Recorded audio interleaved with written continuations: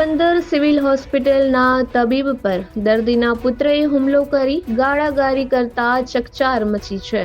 તબીબે આ મામલે પોલીસ ફરિયાદ નોંધવા તજવીજ હાથ ધરી છે.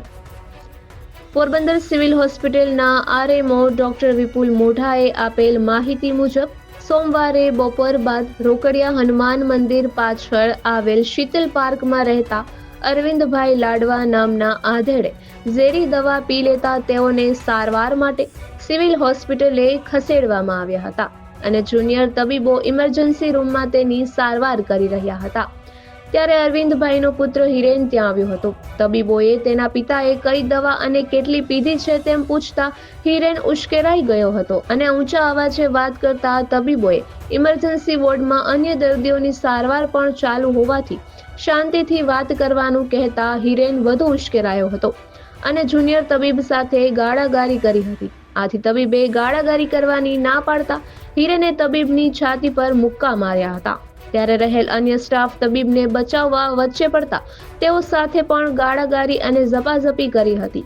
આથી અન્ય તબીબો આવી જતા તેઓને પણ મારી નાખવાની ધમકી આપી હતી અને જુનિયર તબીબ જવા લાગતા તેની પાછળ દોડી પકડી અને છાતી પર ઘૂસતા માર્યા હતા.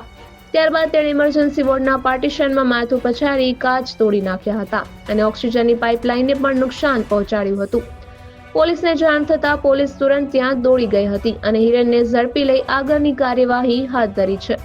ડોક્ટરે હિરેન વિરુદ્ધ કમલાબાગ પોલીસ મથકમાં ફરિયાદ નોંધવાની તજવીજ હાથ ધરી છે. સિવિલ હોસ્પિટલના તબીબ પર હુમલાને લઈને સમગ્ર શહેરમાં ચકચાર મચી છે. તો ઘટનાને લઈને હોસ્પિટલના સ્ટાફમાં પણ ભારે રોષ જોવા મળે છે. નિપુલ પોપટ, પોરબંદર ટાઈમ્સ.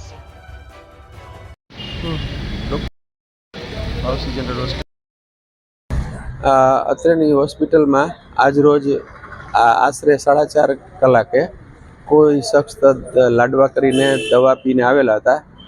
પછી તેનો સન હિરેન કરીને તેના પપ્પાને દાખલ કર્યા. પછી કોઈએ તેને ફોન કરતા તે હોસ્પિટલે આવી અને હોસ્પિટલમાં ડૉક્ટર સાથે ગેરવર્તણૂક કરી, ડૉક્ટરને ગાળાગાળી કરી અને જુનિયર ડૉક્ટરોને જે ઇમરજન્સીમાં સારવાર કરતા હતા તેની સાથે મારામારી કરી હતી.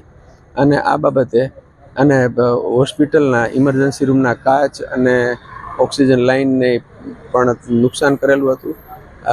આ બાબતે જુનિયર ડૉક્ટરશ્રીઓએ પોલીસને ફરિયાદ કરેલી છે.